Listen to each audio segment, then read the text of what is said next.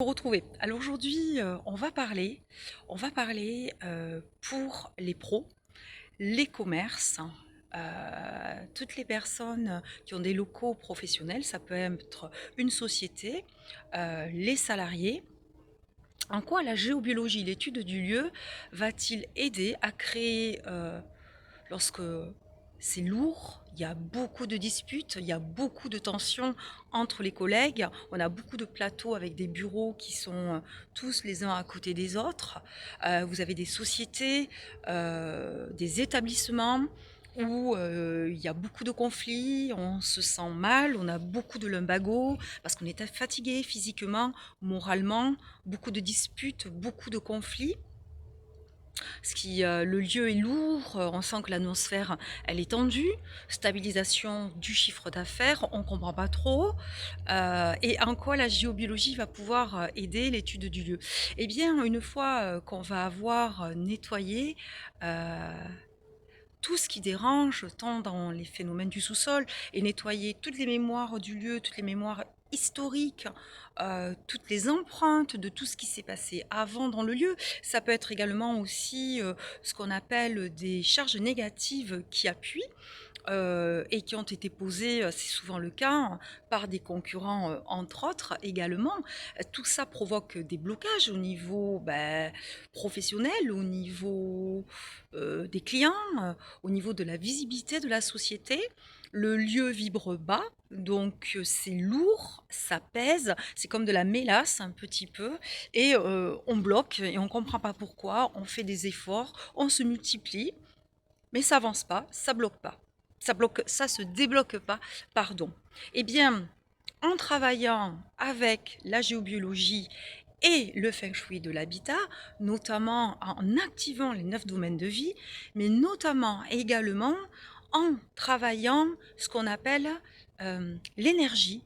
L'énergie doit déjà, comment dire, et c'est valable pour vous dans votre lieu de vie, si déjà on ne vous trouve pas le facteur, les gens, les amis, des visites, ça peut être voilà, des artisans qui viennent faire des travaux, dites-vous que si on ne vous trouve pas, on ne trouve pas votre porte d'entrée, on ne trouve pas votre local, on ne trouve pas votre maison, dites-vous qu'il y a un problème. Il y aura un problème parce que si vous n'êtes pas visible, l'énergie ne vous voit pas. Donc imaginez un lieu mort, enfin moi c'est l'image qui me vient, un lieu stagnant, un lieu sans vie. Et donc, en fait, il est primordial déjà, nous on fait un travail, on a des remèdes et des outils qui vont amener l'énergie. Imaginez, vous habitez, vous donnez sur la rue, dans une côte, l'énergie descend trop vite, trop rapidement. On va travailler si vous habitez près d'un rond-point, si vous habitez près d'un cimetière, si vous habitez une impasse, l'énergie elle arrive trop vite, ça fait comme une flèche. Ça peut être près d'un pont, d'un château d'eau, d'une ligne haute tension. Il y a tellement de choses qui ont une incidence sur le lieu de vie dans l'environnement, quand on a une énorme transfo à côté également, ou des éoliennes notamment, mais il y a tout ça, il y a tout cet environnement de barrage également, donc il est très important de connaître l'environnement du lieu, et surtout, imaginez-vous, vous arrivez, et puis là, il faut tourner, et ça tourne, et ça tourne. Et avant d'arriver chez vous, vous avez une énorme ligne droite. Alors là, ça tourne, ça tourne, ça tourne. Eh bien, c'est comme si quelqu'un vient vous chercher. Eh bien, imaginez-vous, vous êtes vous. Eh bien, l'énergie, c'est pareil. Elle va avoir du mal à vous trouver. Et donc, évidemment, si elle ne vous trouve pas, à rentrer chez vous. Et surtout, il est primordial que le chi, l'eau et le vent, ni trop vite ni trop doucement, aillent partout dans votre maison, et on va faire avec également des outils. On va travailler pour mettre des remèdes en place pour guider votre énergie à l'étage, qu'elle s'en aille pas par les fenêtres, qu'elle inonde bien votre rez-de-chaussée, qu'elle aille bien dans votre jardin, si vous avez la chance d'avoir un jardin, mais c'est pareil pour un appartement. Et également, donc, tout ce travail, et le but, c'est la chambre. En feng shui de l'habitat, l'entrée de la maison, la cuisine, la chambre sont des endroits où on porte une attention particulière. Voilà. Et donc, surtout dans l'entrée, il est bien Les conseils, bah, vous ouvrez la porte, déjà que ça bloque pas, parce que vous n'avez pas installé un meuble où vous mettez votre parapluie, vos sacs à main, bah, vos manteaux, vos chaussures, etc. Il faut déjà que ça ouvre bien, que dehors ce soit joli, que vous ayez un numéro, hein, pour être bien identifié, avec une belle boîte aux lettres aussi, et qu'on sache quand on vient chez vous par où on rentre. Parce que vous allez définir une porte. Et n'oubliez pas surtout aussi, quand vous avez la possibilité, vous rentrez par le portail avec votre voiture et donc vous allez rentrer par une autre porte, admettons, si vous avez une cour, n'oubliez pas que votre porte d'entrée, il est bien de temps en temps de l'aérer et de l'ouvrir et de passer par là. Parce que souvent, on fait passer des invités par cette porte-là, ou d'autres intervenants, et nous on n'y passe pas parce que ben, on a la sortie du cellier, on passe plutôt par le garage avec la voiture, on ferme le garage et on a une porte qui conduit. Donc il est primordial de porter une grande attention à votre porte d'entrée, puisque c'est là où l'énergie, le chi va arriver.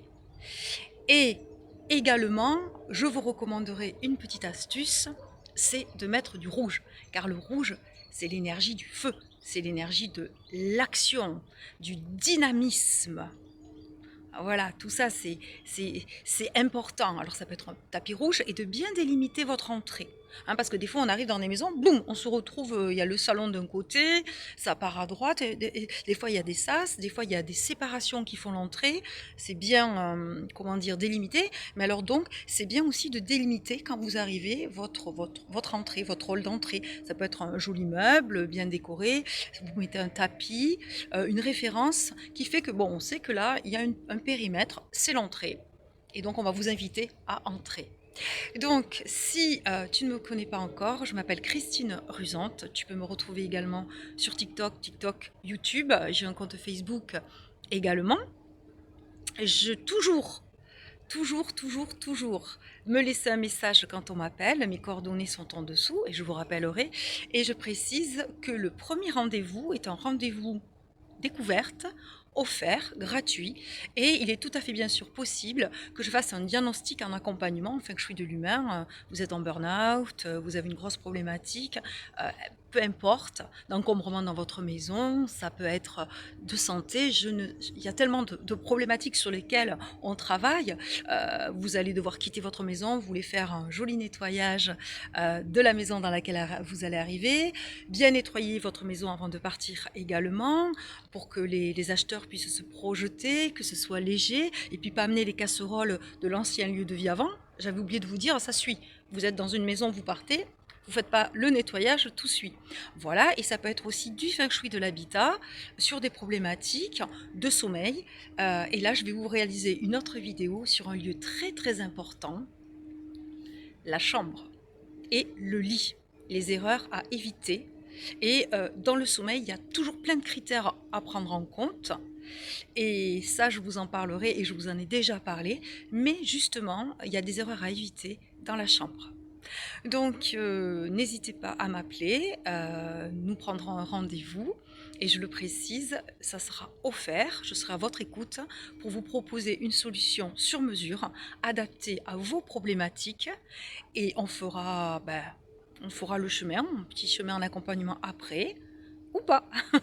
Voilà, merci pour les petits pouces, bienvenue aux nouveaux abonnés, merci aux anciens abonnés et à ceux qui me suivent, merci pour les gentils pouces sur TikTok, les abonnements également, et certaines personnes mettent des commentaires. Alors les commentaires, je vais voir de temps en temps, hein. Je crois qu'au bout d'un mois ça s'efface, donc si vous voulez mettre des petits commentaires, c'est comme ça, allez-y, et bien sûr pour ceux qui ne sont pas intéressés, aucun souci, bonne continuation, et on n'est pas obligé d'adhérer à certaines choses.